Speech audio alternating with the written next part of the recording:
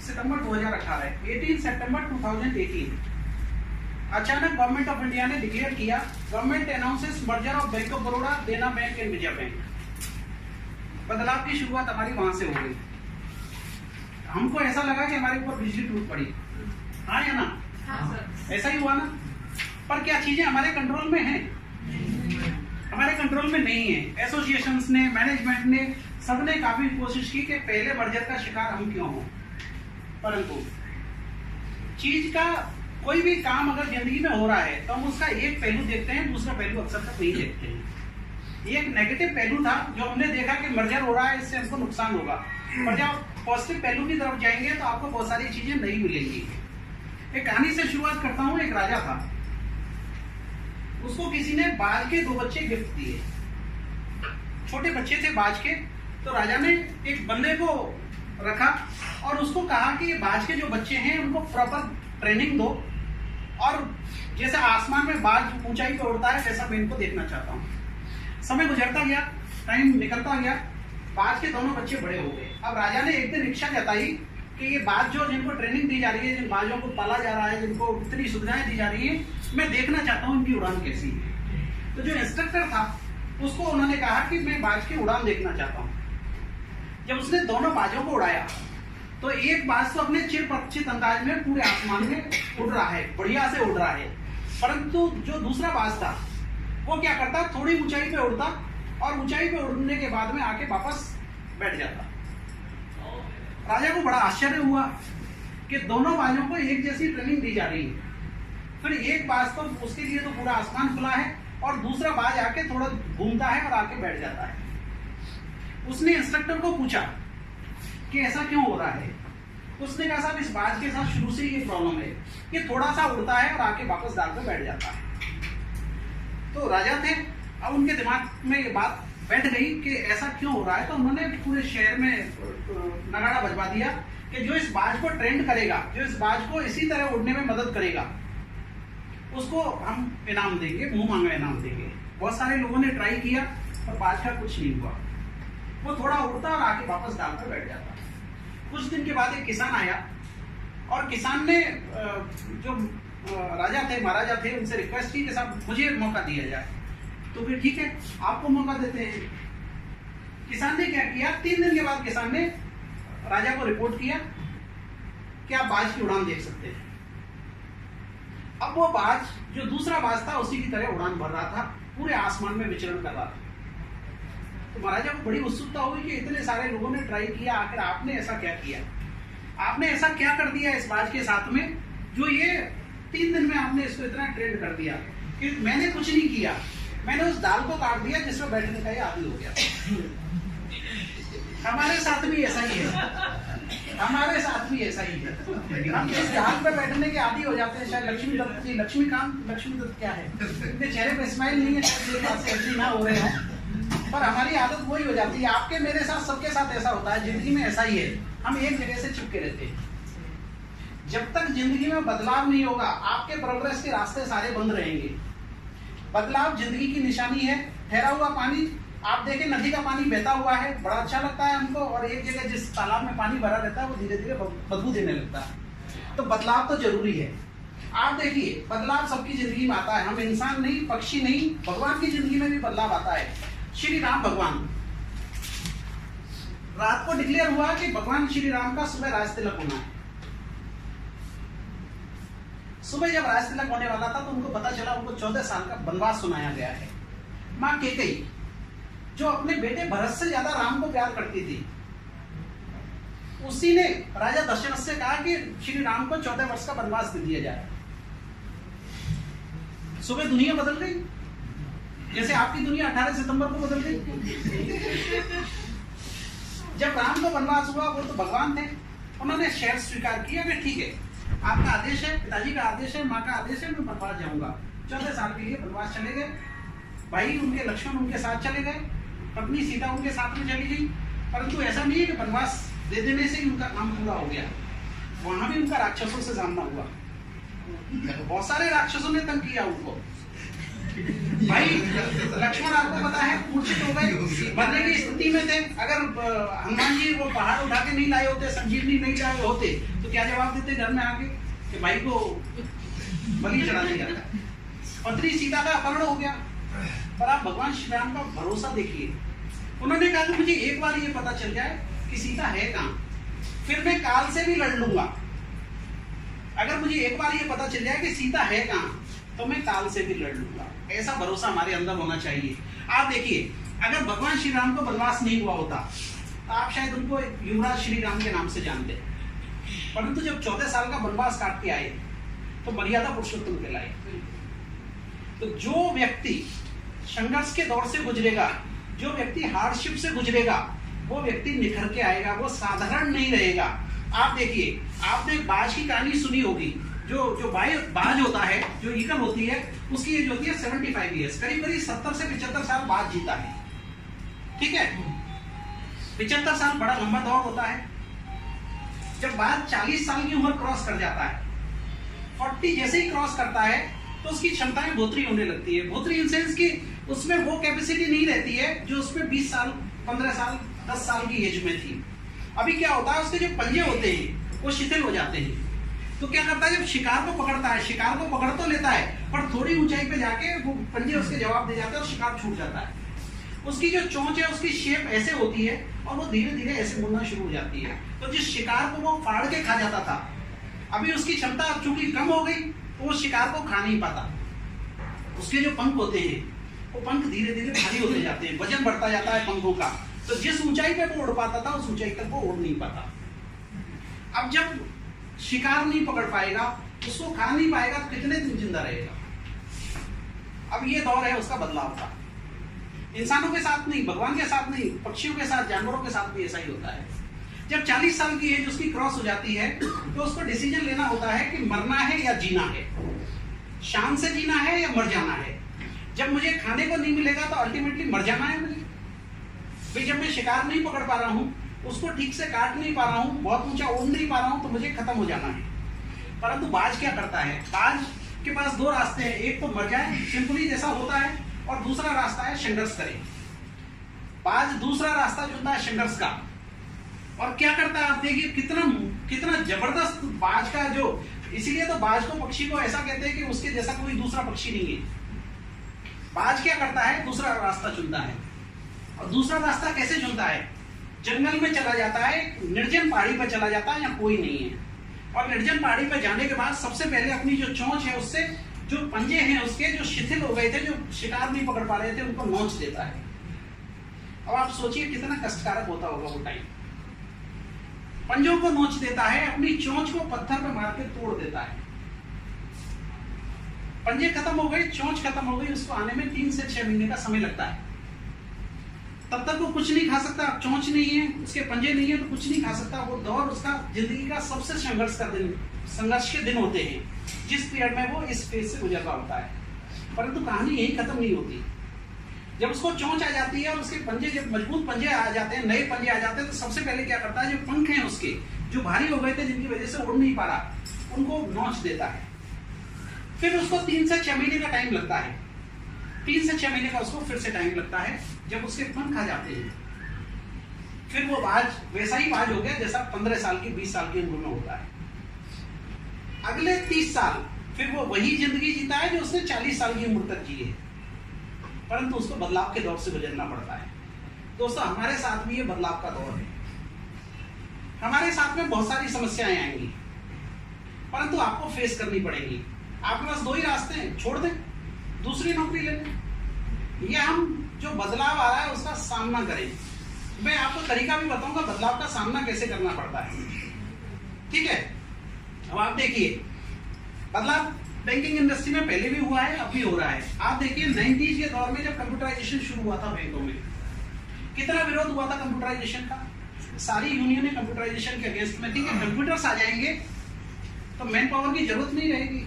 क्या बैंकों में मैन पावर खत्म हो गई उसके बाद?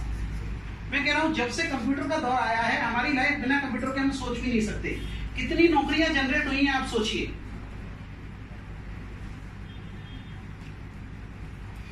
मैं स्लाइड दिखाना आपको भूल गया।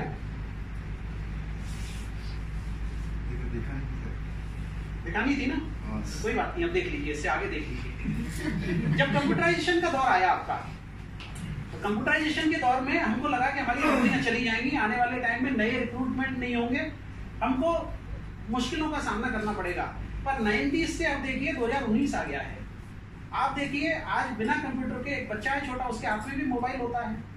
जब मोबाइल आया तो हमको लगा कि मोबाइल से दुनिया खत्म हो जाएगी, पर मोबाइल के बगैर दुनिया नहीं है। आज ऐसा लगता है कि मोबाइल के बगैर दुनिया नहीं है। अगर 1 घंटे के लिए आपका मोबाइल आपसे दूर रख दिया जाए तो आपको छटपटाहट होने लगती है। मोबाइल ने क्या किया आपके, मोबाइल आया तो देखिए मोबाइल ने क्या खत्म किया, अलार्म घड़ी आपकी सबसे पहले खत्म हुई। परंतु दूसरे बहुत सारे ऑप्शंस आ गए। अगर अलार्म घड़ी नहीं है तो आपका कैलेंडर खत्म कर दिया, आपको कैलेंडर की जरूरत नहीं, आप मोबाइल में 1 मिनट में स्लाइड करके देख लेते हैं कि क्या चल रहा है।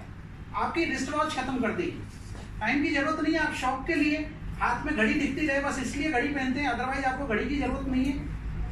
आपका कैमरा, सबसे बड़ा इन्वेंशन जो था कैमरा, खत्म कर दिया मोबाइल ने आने से। परंतु क्या दुनिया खत्म हो गई? नहीं हुई ना। आपकी बुक्स खत्म कर दी मोबाइल ने, ई बुक का जमाना आ गया, परंतु उसके बाद भी बुक्स बिकती हैं। तो बदलाव से ऐसा नहीं है कि बदलाव से आपको कोई भी फर्क पड़ रहा है। बदलाव क्या है? एक कड़वी गोली की तरह, और कड़वी गोली के लिए कहते हैं कड़वी गोलियां हमेशा चबाई जाती है, तो कड़वी गोलियां हमेशा निगली जाती हैं, चबाई नहीं जाती। अगर कड़वी गोली को चबाते रहेंगे तो सारी जिंदगी कड़वी हो जाएगी आपकी। बदलाव हमेशा कड़वी गोली की तरह होगा। कड़वी गोली को अगर निगल जाएंगे तो जिंदगी आसान हो जाएगी। जब आप बीमार हो जाते हैं तो क्या करते हैं? गोली खाना, सिरप लेना किसको अच्छा लगता है? आंख बंद करते हैं और निकल जाते हैं, तो तुरंत ठीक भी हो जाते हैं। तो ये जो चेंज है आपका, ये कड़वी गोली की तरह है, ठीक है ना। अब देखिए, आप अगर देखेंगे दुनिया में जो 14 भौतिक चीजें हैं, उनमें 2 चीज आपको कभी भी परफेक्ट नहीं मिलेगी। दुनिया में जो 14 भौतिक चीजें हैं, उनमें 2 चीज आपको कभी भी परफेक्ट नहीं मिलेगी। कौन? एक आपका बॉस और एक आपका लाइफ पार्टनर। एम्प्लॉय को लगता है कि मेरा बॉस बेकार है, बॉस को लगता है मेरा एम्प्लॉय बेकार है। आप बॉस हैं, आप ऑफिसर हैं, तो आपको अपना जो एम्प्लॉय है वो लगता है ये काम नहीं करता, आपके बॉस को लगता है आप काम नहीं करते। बीवी को लगता है मुझे इससे बेहतर हस्बैंड मिल सकता था, हस्बैंड को लगता है मुझे इससे बेहतर बीवी मिल सकती थी। ये दुनिया का नियम है। देखिए, आप अतल बितल सुतल रसातल महातल पाताल कहीं भी जाइए, इधर आप स्वर्गलोक, जनलोक, महरलोक, तपलोक, यज्ञलोक, ब्रह्मलोक, कहीं भी जाइए, परंतु इसका आपके पास कोई सॉल्यूशन नहीं है। बॉस को लगता है कि उसका एम्प्लॉय खराब है और एम्प्लॉय को लगता है उसका बॉस खराब है।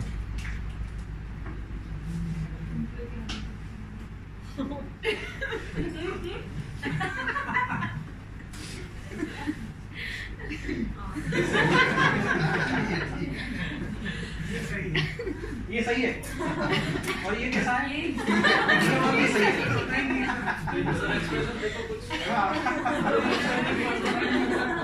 अब सवाल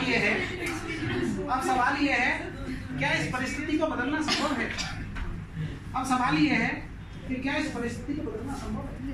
हाँ या ना? क्या इस परिस्थिति को बदलना संभव है? क्या आप बॉस बदल सकते हो? क्या आप लाइफ पार्टनर बदल सकते हो? नहीं, आवाज नहीं आ रही जोर से। हाँ या ना? नहीं बदल सकते ना। अब उसका क्या इलाज है बताइए? ऐसी स्थिति का इलाज है कि अपनी मन स्थिति को चेंज किया जाए। परिस्थिति जैसी भी हो, मन स्थिति को आपको चेंज करना है। मैं सारी उम्र लगा रहा परिस्थितियां बदलने यारो, मैं सारी उम्र लगा रहा परिस्थितियां बदलने यारो, पर जैसे ही मन स्थिति बदली, परिस्थिति खुद ब खुद बदल गई। मैं सारी उम्र लगा रहा परिस्थितियां बदलने यारो, जैसे ही मन स्थिति बदली, परिस्थिति खुद ब खुद बदल गई। अब सवाल यह है कि मन स्थिति को कैसे बदला जाए? मन स्थिति को कैसे बदलेंगे बताइए? आप देखिए, हाँ, सवाल यह है मन स्थिति को कैसे बदलेंगे। देखिए, दुनिया में आप एक भी इंसान ऐसा बताइए जिसमें कमी नहीं है। अगर मुझ में आप अच्छाई ढूंढेंगे तो 4 मिलेंगी और कमियां ढूंढेंगे तो 40 मिलेंगी। आप में भी वही है। दुनिया में कोई ऐसा इंसान नहीं है, कोई ऐसा वस्तु नहीं है जिसमें कमी नहीं है। परंतु आपने सुना होगा बंद घड़ी भी दिन में 2 बार सही समय देती है। नहीं, जितना भी बज रहा हो, माना 11 बज रहे तो 2 बार 11 बजे आपका सही समय देती है। तो इसका मतलब क्या है?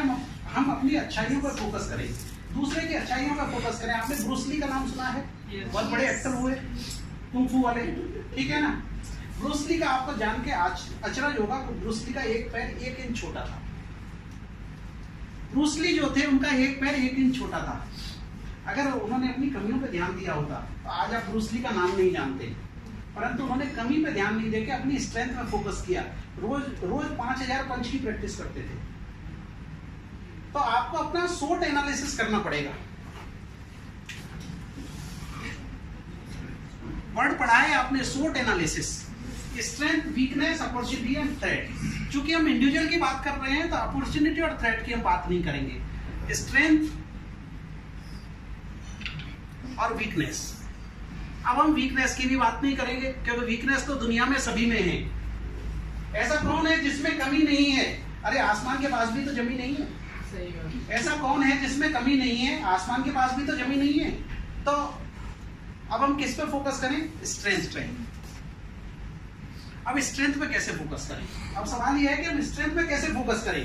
देखिए, स्ट्रेंथ पे फोकस जब हम करेंगे, जब आप अपनी मनस्थिति को बदलेंगे तो आप अपनी स्ट्रेंथ पे फोकस कर पाएंगे। अपने जो अपर माइंड है उसको थोड़ा सा चेंज करने की जरूरत है।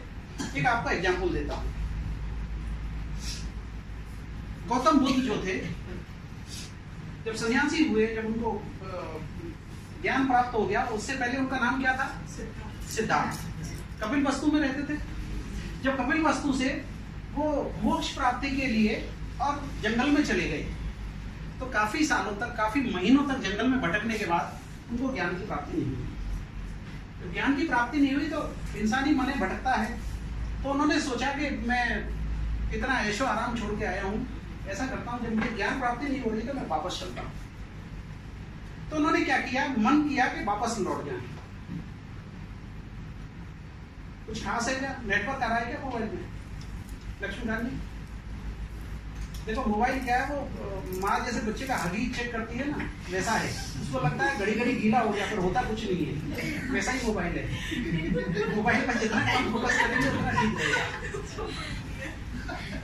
तो जब गौतम बुद्ध लौट रहे थे, जब उन्हें लगा कि मुझे ज्ञान की प्राप्ति नहीं हो रही है, और जब वो लौट रहे थे तो एक नदी पर रुके, वहां उनको प्यास लगी। प्यास लगी तो पानी पीने के लिए वो नदी की ओर झुके, जैसे ही पानी पीने के लिए, तो उन्होंने एक अजीब सा वाकया देखा। एक गिलहरी थी, वो क्या करती? पानी में जाती, अपनी पूंछ पानी में भिगोती और मिट्टी पा के झड़प देती। बहुत देर तक गौतम बुद्ध, सिद्धार्थ, तब तक सिद्धार्थ थे, गौतम बुद्ध बाद में बने। सिद्धार्थ उसको देखते रहे। जब देखते रहे तो उनको फिर रहा नहीं गया कि गिलहरी क्या कर रही है। तो उन्होंने गिलहरी से कहा कि नदी गिलहरी, तुम क्या कर रही हो? तो गिलहरी ने जवाब दिया कि ये पानी जो बह रहा है ना, इसने मेरे परिवार को खत्म कर दिया है। मैं इस पानी को सुखाकर छोड़ूंगी। इस पानी ने मेरे परिवार को खत्म कर दिया है, मैं इस पानी को एक दिन सुखा के छोड़ूंगी। जो सिद्धार्थ थे वो हंस दिए कि तुम्हारे बस का काम नहीं है, ये तुमसे इस जन्म में नहीं हो पाएगा। तो आप देखिए गिलहरी ने क्या जवाब दिया। गिलहरी ने जवाब दिया कि आपको ऐसा लगता है, पर मेरा दृढ़ संकल्प है कि मैं एक दिन इसको, जो नदी है, जो तालाब है, उसको सुखा दूंगी। अब सिद्धार्थ को महसूस हुआ कि गिलहरी का दृढ़ संकल्प कितना मजबूत है। क्या मैं इंसान इससे भी गया गुजरा हूं? आप बिलीव नहीं करेंगे, सिद्धार्थ वहीं से वापस लौट गए कि शायद मेरी मनस्थिति कमजोर हो गई है। गिलहरी की मनस्थिति बहुत मजबूत है, चाहे वो जो नदी है उसको सुखा पाए या नहीं सुखा पाए, पर उसका दृढ़ संकल्प है कि अगर आप लगातार कोई भी काम करते रहेंगे तो एक दिन आपका काम जरूर पूरा हो जाएगा। तो सिद्धार्थ वहां से लौट गए। उसके बाद फिर से तपस्या की, और फिर बताने की जरूरत नहीं है कि वो गौतम बुद्ध बन के लौटे। तो आपको दोस्तों क्या है, मन स्थिति को मजबूत करना है। मन आपको बार बार डराएगा। जब भी आप कोई नया काम करते हैं, आप में से बहुत सारे लोग क्लर्क से प्रमोट हुए होंगे, हैं? कितने लोग हैं जो क्लर्क से प्रमोट हुए हैं? जब आप ऑफिसर बने होंगे तो आपके मन में डर होगा, क्या पावर आ गई, अभी लोन सेंक्शन करना पड़ेगा, लोन एमपी हो गया तो चार्जशीट हो जाएगी। आप में से बहुत सारे लोग अगले दौर में ब्रांच मैनेजर बन जाएंगे। ब्रांच मैनेजर बन जाएंगे तो फिर से डर सताएगा आपको, सताएगा। क्या ब्रांच मैनेजर बनने के बाद स्केल 2, स्केल 3, स्केल 3 की पावर 1 करोड़ रुपए है। 1 करोड़ रुपए का लोन करेंगे, फिर एग्जीक्यूटिव हो जाएंगे, चीफ मैनेजर हो गए, 3 करोड़ की पावर है, फिर वो सीबीआई का डर सताएगा। तो डर हमेशा सताता रहेगा आपको। सवाल है कि आपके मन को मजबूत करने का। डर आपको हर दौर में सताएगा, और ऐसा नहीं है कि आपको ही डर सताएगा, डर सबको सताता है। जब महाभारत का युद्ध हो रहा था तो जो कर्ण थे, अर्जुन के अगेंस्ट में कर्ण ही ऐसे योद्धा थे जो उनसे लड़ सकते थे। जब कर्ण युद्ध के लिए जा रहे थे, कौरवों की तरफ से युद्ध के लिए जा रहे थे, तो कर्ण के जो सारथी थे वो मद्र के राजा थे, मद्र नरेश थे। तो मद्र नरेश ने उनसे पूछा कर्ण से कि कर्ण एक बात बताइए, आप जानते हैं कि जो अर्जुन हैं उनके सारथी कृष्ण हैं और अर्जुन भी बड़े धनुर्धर हैं, शायद आप उनसे जीत नहीं पाएंगे, आपको हार का सामना करना पड़ेगा, आपको डर नहीं लगता मरने से? तो आप देखिए कर्ण ने क्या जवाब दिया। कर्ण ने कहा कि मदन नरेश वो काट के योद्धा होते हैं जिनको डर नहीं लगता। I am not a wooden warrior, मैं भी एक इंसान हूं, डर मुझे भी लगता है, पर मैं क्या करता हूं, मैं अपने डर को, अपने आत्मविश्वास को कुरेदने नहीं देता। This is how the champion behaves. तो डर आपको भी लगेगा, परंतु आपका आत्मविश्वास, आपका सेल्फ कॉन्फिडेंस इतना मजबूत होना चाहिए कि आपको डर सताए नहीं। ठीक है ना? आप देखिए एक लड़का है, अभी आप सोशल मीडिया, फेसबुक पे, व्हाट्सएप पे सभी एक्टिव हैं, आप देखते होंगे सैफी नस्ल करके एक लड़का है, उसका वीडियो अगर किसी ने देखा हो, 22 साल का गुजराती लड़का है, उसने पहले अटेम्प्ट में आईपीएस का एग्जाम क्लियर किया है, 22 ईयर्स एज है, उसके पहले अटेम्प्ट में 504 रैंक आई आईपीएस एग्जाम में। उस लड़के को किसी ने पूछा कि आप बड़े किस्मत वाले हो, पहले अटेम्प्ट में 504 रैंक आ गई, क्या खाते हो, क्या करते हो? तो उसने कहा कि आप मेरी हिस्ट्री अगर देखेंगे तो आपको समझ में आएगा कि मैं क्या करता हूं, कि मेरी माँ मजदूरी करती है, डायमंड फैक्ट्री में डायमंड घिसने का काम करती है, मेरे पिताजी इलेक्ट्रीशियन हैं, परंतु मैंने पहले अटेम्प्ट में सक्सेस इसलिए हासिल की कि मैंने अपने मन को मजबूत बनाया। मन को कैसे मजबूत बनाया? कि जब मैं 5वीं क्लास में था, गुजराती मीडियम से पढ़ा हुआ लड़का, पालनपुर में उसकी एजुकेशन कंप्लीट हुई है, कि जब मैं 5वीं क्लास में था, तो 5वीं क्लास में जब था तो हमारे स्कूल में एक बार किसी ऑफिसर ने विजिट किया, उसका रुतबा देख के जिस तरह से लोग उसको अटेंड कर रहे थे, मुझे लगा यार नौकरी हो तो ऐसी हो। तो मैंने अपनी सिस्टर जो मेरे साथ पढ़ती थी उससे पूछा कि दीदी कौन है, तो उन्होंने मुझे बताया कि इस जिले का मालिक है। कि क्या मतलब जिले का मालिक है? कि ये कलेक्टर है यहाँ के, इनको इतनी पावर है कि ये चाहे जो कर सकते हैं। तो फिर मेरा अगला सवाल था कि कैसे बनते, कलेक्टर बनते कैसे हैं? तो मुझे दीदी ने बताया कि आईएएस का एग्जाम होता है। उस दिन जब मैं 5वीं क्लास में पढ़ता था, उस दिन मैंने अपने दिमाग में अपनी मन स्थिति को यह समझाया कि तुझे आईएएस अफसर बनना है।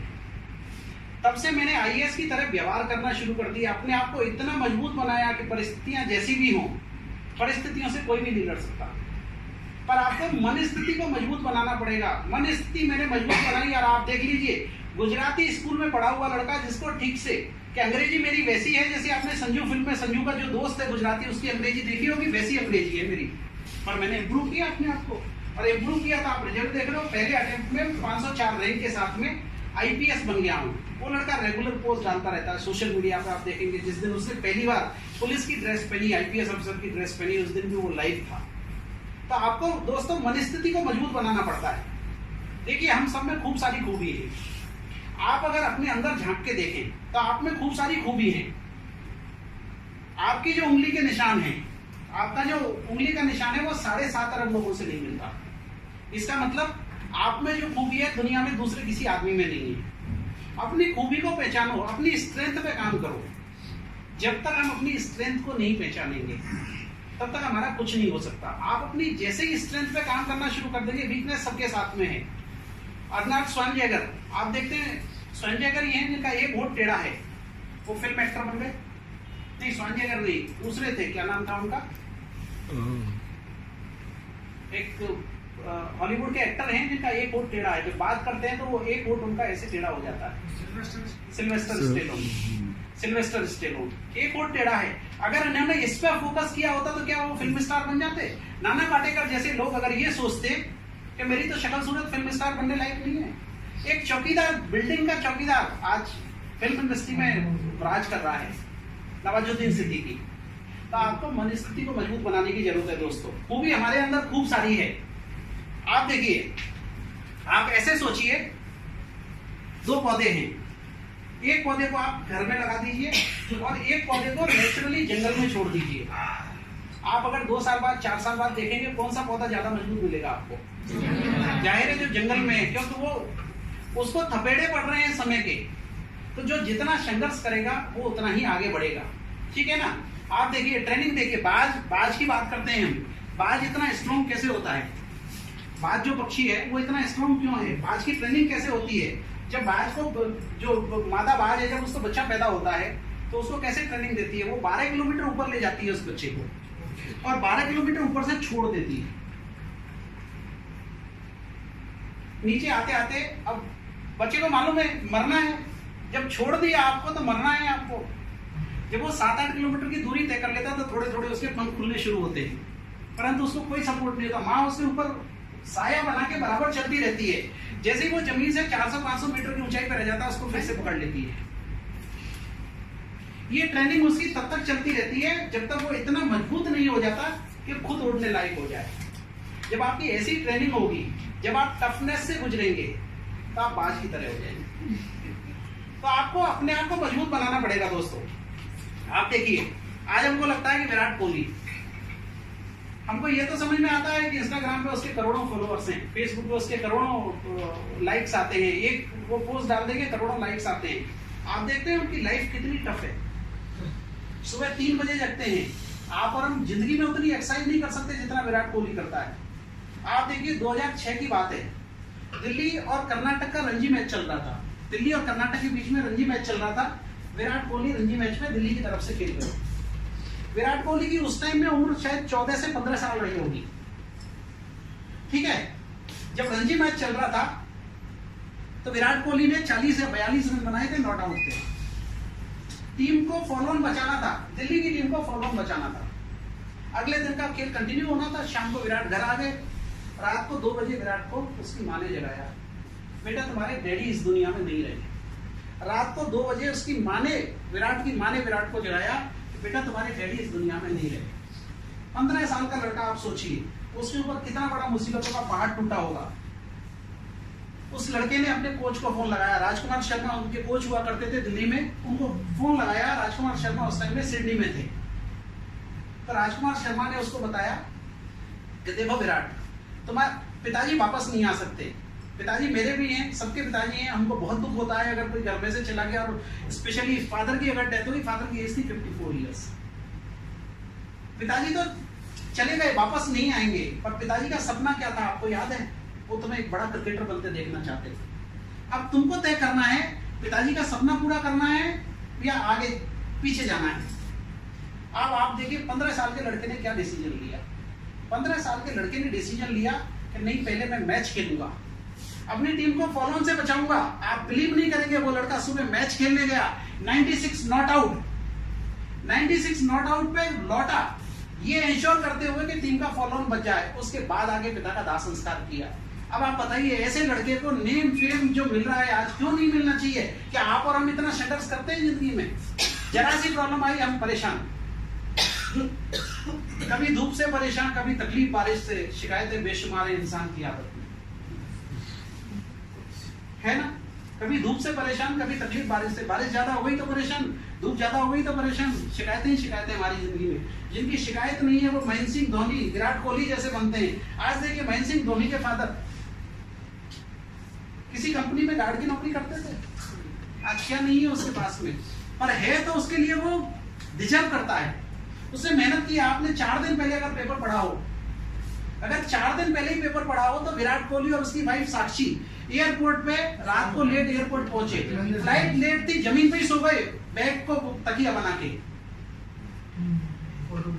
उनका कोलकाता नाइट राइडर से मैच चल रहा था। आईपीएल के मैच लेट चलते हैं, आपको पता है। दूसरे दिन उनको जयपुर में मैच खेलना था। जयपुर की फ्लाइट पकड़नी थी, रात को आए। अब नींद पूरी नहीं हो पाती है, जब रात में मैच चलते हैं नींद पूरी नहीं हो पाती है। अब धोनी सेलिब्रिटी है, चाहते तो तामझाम इकट्ठा कर सकते थे, पर उसको मालूम था तामझाम मिल जाएगा नींद नहीं आएगी, बिस्तर मिल जाएगा नींद नहीं आएगी, नींद वहीं आएगी उस फर्श पे। तो उसको टाइम बचाना था। दोनों मियां बीवी, जो बैग उनके पास किट रहती है, उसको तकिया बनाया और सो गए। क्या आप और हम ऐसी टफ लाइफ जीने की सोचते हैं कभी भी? तो फिर हमको वो कैसे मिलेगा जो उनको मिल रहा है? हम कंपेयर जरूर करते हैं। तो मैं कह रहा हूं आपको अपनी स्ट्रेंथ पे फोकस करें। स्ट्रेंथ पे कैसे फोकस करेंगे? देखिए स्ट्रेंथ पे फोकस करने का तरीका है, आप और हम सब एक ब्रांड हैं। आप और हम सब एक ब्रांड हैं। अपने आप को ब्रांड की तरह बनाएं। अगर कोई आपसे मिलके जाए तो मिलने के बाद उसको दोबारा इच्छा होनी चाहिए यार इस बंदे से मिलना है। ये आपके हाथ में है, किसी दूसरे के हाथ में नहीं है या नहीं, ये बताइए। आपसे जब भी कोई बंदा मिले तो उसकी दोबारा इच्छा होनी चाहिए कि यार इस बंदे से मिलना। तो आप एक ब्रांड हो गए। ब्रांड कैसे बनाएंगे, मैं आपको 3 तरीके बताता हूं ब्रांड बनने के।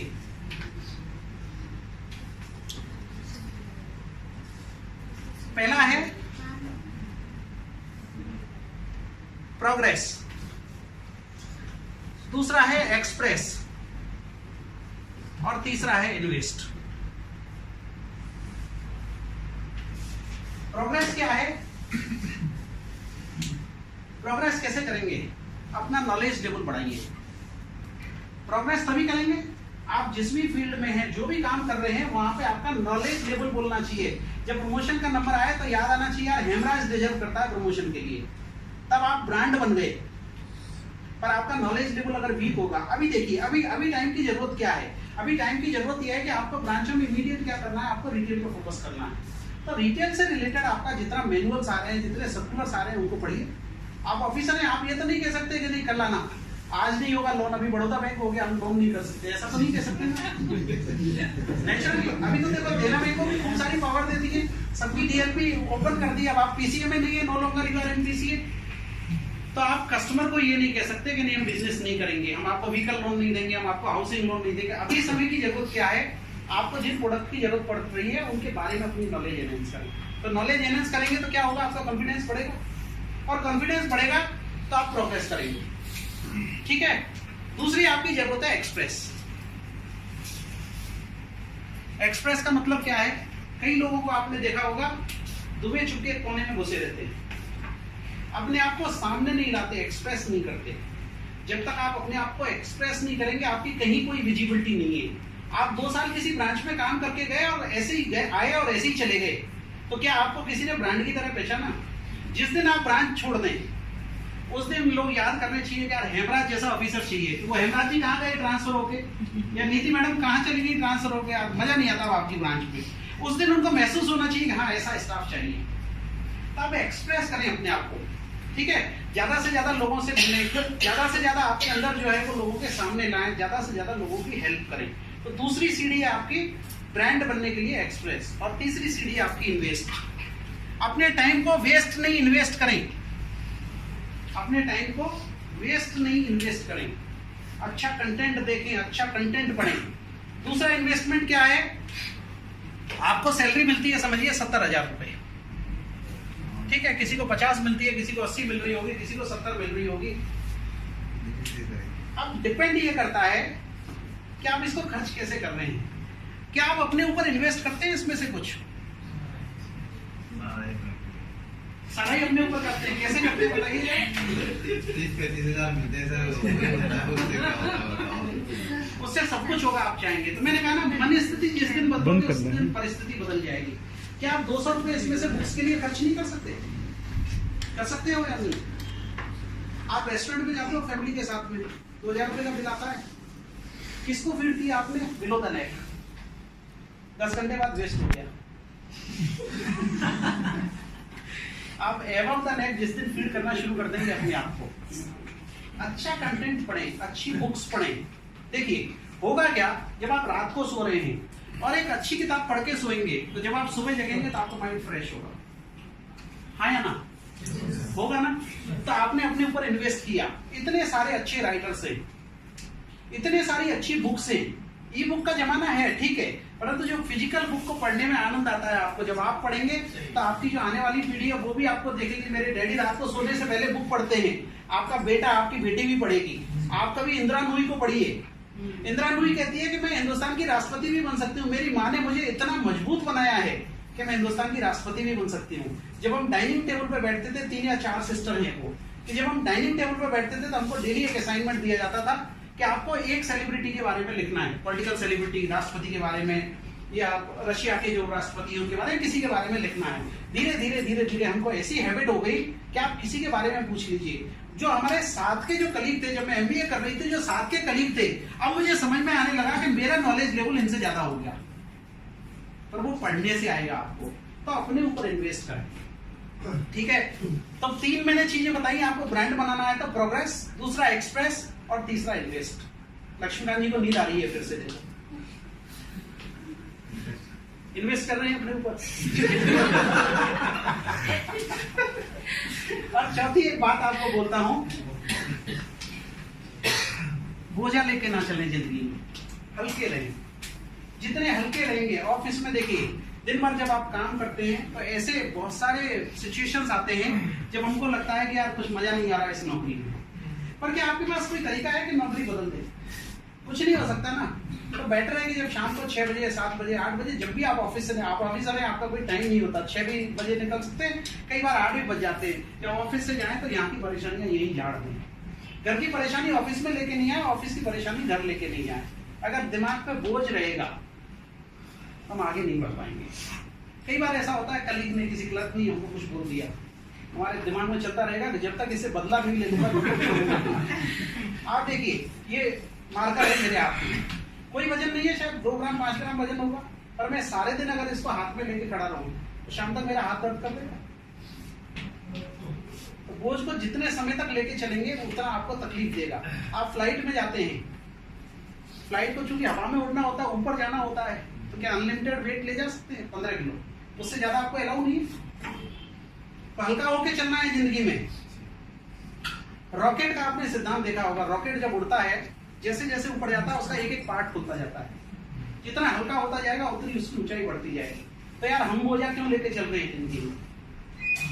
ठीक है, एक स्टोरी सुनाता हूँ आपको, उसके साथ खत्म करूंगा ये सेशन। एक बार क्या हुआ, 2 बौद्ध भिक्षु थे। 2 बौद्ध भिक्षु थे और बौद्ध भिक्षु के जो गुरु थे उन्होंने उनको शिक्षा दी कि स्त्रियों से दूर रहना है। ठीक है, नहीं इसमें हंसने की कोई बात नहीं है, कहानी के माध्यम से आपको बताने की कोशिश कर रहा हूँ। उन्होंने उनको बताया कि स्त्रियों से दूर रहना है आपको, क्योंकि आप सन्यासी आदमी हो, आपका कोई सबसे लेना देना नहीं। कोई बात नहीं, मान ली उन्होंने बात, गुरु की बात मान ली। गुरु की बात मान ली तो जा रहे थे जंगल में, एक नदी पार कर रहे थे। जब नदी के किनारे पे पहुंचे तो वहां एक लड़की, एक यंग लड़की नदी पे बैठ के इंतजार कर रही थी कि कोई आए मेरे को नदी पार करा दे। जैसे ही वो बौद्ध भिक्षु पहुंचे तो उसने रिक्वेस्ट की कि महाराज मुझे पानी से डर लगता है, आप मेरी मदद कर दें इसको नदी को पार करने में। तो जो एक भिक्षु थे वो एग्री हो गए और दूसरे भिक्षु को नहीं, गुरुजी ने बोला है स्त्री से दूर रहना है।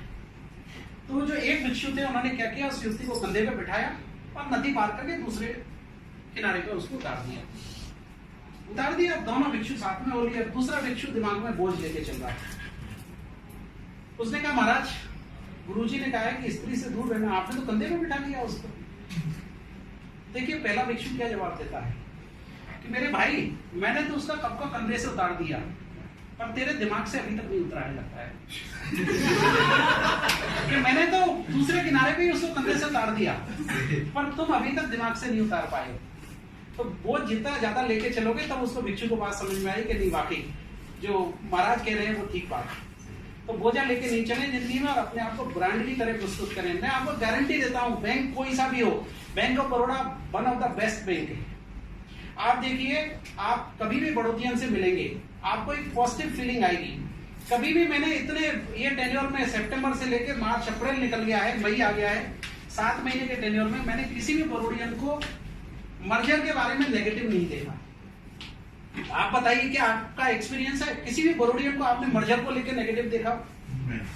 हमेशा पॉजिटिव बात करेंगे। बड़ौदा बैंक के एक सीनियर मैनेजर है हमारे, RACPC में पोस्ट किए हुए हैं, आते हैं बताते हैं, आपको जितनी जानकारी चाहिए वो सब देते हैं। तो हम एक बड़ी बैंक में जा रहे हैं, अच्छे बैंक में जा रहे हैं, बदलाव का दौर है, ठीक है, समस्याएं आएंगी। उससे आपकी बैंक में समस्या नहीं आ रही क्या? हमारी बैंक में समस्या नहीं है, समस्याएं तो हर जगह हैं। आज मुझे मंचाई पोस्टिंग नहीं मिली तो मेरी समस्या शुरू हो गई। आज मुझे मंचाया ऑफिसर नहीं मिला, मंचाया मैनेजर नहीं मिला, सारी समस्याएं। तो समस्याएं दिमाग में हैं, समस्याओं को आपको दिमाग से निकालना पड़ेगा, ठीक है ना। एक आखिरी एक शेर सुना देता हूं, उसके साथ ये सेशन खत्म करता हूं कि आज से एक नई शुरुआत करें। मैं चाहता हूं कि चेंज मैनेजमेंट को लेके हम एक नई शुरुआत करें कि तट पर बैठे बैठे तेरे हाथ कहां कुछ आएगा, तट पर बैठे बैठे तेरे हाथ कहां कुछ आएगा, रत्न मिलेंगे तुझको, रत्न यानी मोती, रत्न मिलेंगे तुझको जब सागर की तह में जाएगा। तट पर बैठे बैठे तेरे हाथ कहां कुछ आएगा, रत्न मिलेंगे तुझको जब सागर की तह में जाएगा। कुछ ना आया हाथ समझना, कुछ ना आया हाथ समझना डोकी अभी अधूरी है, कुछ ना आया हाथ समझना डोकी अभी अधूरी है, चाहे जितनी भी मुश्किल हो पहला कदम जरूरी है, चाहे जितनी भी मुश्किल हो पहला कदम जरूरी है। उठाएंगे पहला कदम या नहीं? आवाज आई नहीं मुझे। यस, ऐसे करो, यस। चलिए, थैंक यू वेरी मच।